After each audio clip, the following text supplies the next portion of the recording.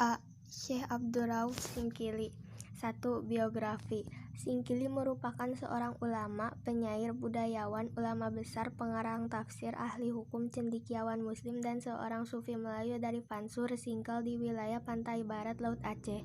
Nama lengkapnya Abdurrauf bin Ali Al-Jawi Al-Fansuri As-Singkili. As-Singkili lahir sekitar tahun 1024 atau 1615.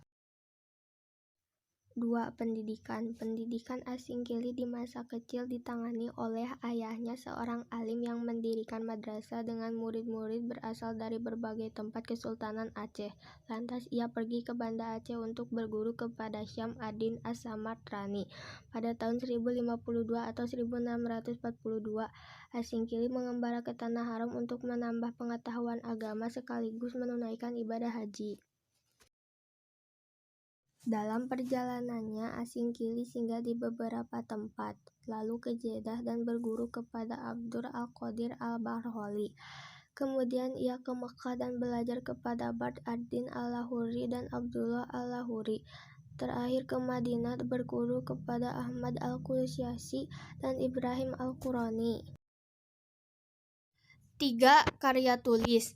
Karya tulisnya yang diketahui kurang lebih 20 buah dalam berbagai bidang ilmu sastra, hukum, filsafat, dan tafsir antara lain Umdat al-Muhtajin ila Suluki Maslak al-Mufridin, Mir'at al-Tulab fi Tashil Ma'rifat al-Ahkam al-Syari'ah lil Malik al-Wahhab, Kifayat al-Muhtajin ila Suluk Maslak Kamal al-Talibin, Mau'ijat al-Badi atau Mawaid al-Badi'ah, Tafsir al-Jalalain, Tarjuman al-Mustafiq, Syair Ma'rifat. 4. Peran Abdurrauf Singkil dalam menyiarkan Islam di Indonesia.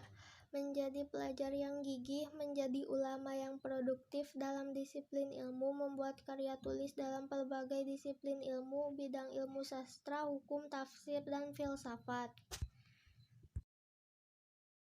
5. Keteladanan yang dapat diambil dari Abdurrauf Singkil. Semangat tinggi dalam belajar. Beliau menuntut ilmu sampai ke Tanah Haram, ulama yang sangat produktif.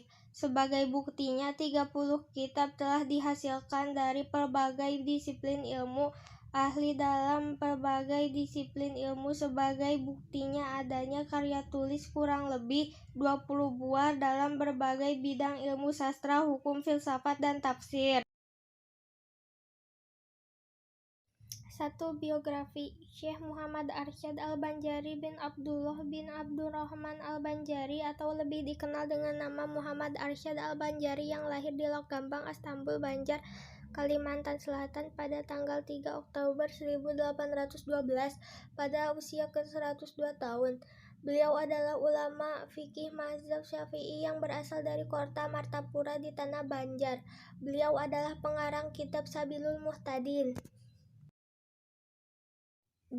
Silsilah keturunan. Beberapa penulis biografi Syekh Muhammad Arsyad Al-Banjari antara lain Mufti Kerajaan Indragiri Abdurrahman Siddiq yang berpendapat bahwa ia merupakan keturunan Alawiyin melalui jalur Sultan Abdurrasyid Mindanao. 3. Riwayat masa kecil. Suatu hari Sultan Tahilullah melihat seorang anak berusia 7 tahun sedang asik menulis dan menggambar, cerdas dan berbakat, fasih dalam membaca Al-Quran. Maka Sultan meminta pada orang tua tersebut sebaiknya tinggal di istana untuk belajar bersama dengan anak-anak dan cucu Sultan. 4.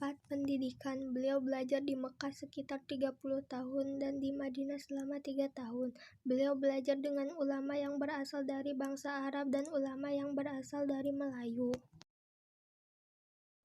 5. Menikah dan menuntut ilmu. Beliau menikah dengan seorang perempuan yang bernama Tuan Bajut dan mereka mempunyai seorang putri bernama Syarifah.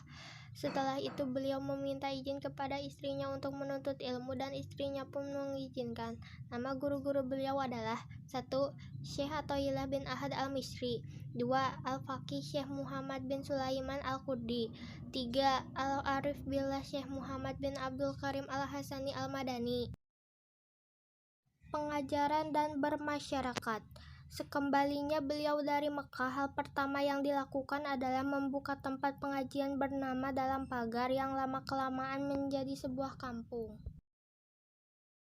7. Karya-karyanya. Kitab Sabilal Muhtadin li Tafaqufi Amaidin, yang artinya jalan bagi orang-orang yang mendapatkan petunjuk untuk mendapatkan urusan-urusan agama, dan beberapa kitab risalah diantaranya adalah Kitab Usuluddin, yaitu kitab sifat 20, Kitab Tuhfatur Raghibin, yaitu kitab yang membahas soal-soal etika dan perbuatan sesat, Kitab Nuqtatul Adyan, yaitu kitab tentang wanita dan tertib suami istri, Kitab Faraid, yaitu semacam hukum pendeta. 8. Peran Muhammad Arsyad Al-Banjari dalam pengembangan Islam di Indonesia, yaitu sebagai orang yang gigih dalam menuntut ilmu sampai ke Mekah dan Madinah, sebagai pengarang kitab Sabilal Muhtadin yang banyak menjadi rujukan bagi banyak pemeluk agama Islam di Asia Tenggara, menyiarkan Islam sampai ke Asia Tenggara. 9. Keteladanan yang dapat diambil dari Muhammad Arsyad Al-Banjari, yaitu semangat tinggi dalam menuntut ilmu, rajin dalam menulis buku, menyiarkan Islam sampai ke Asia Tenggara.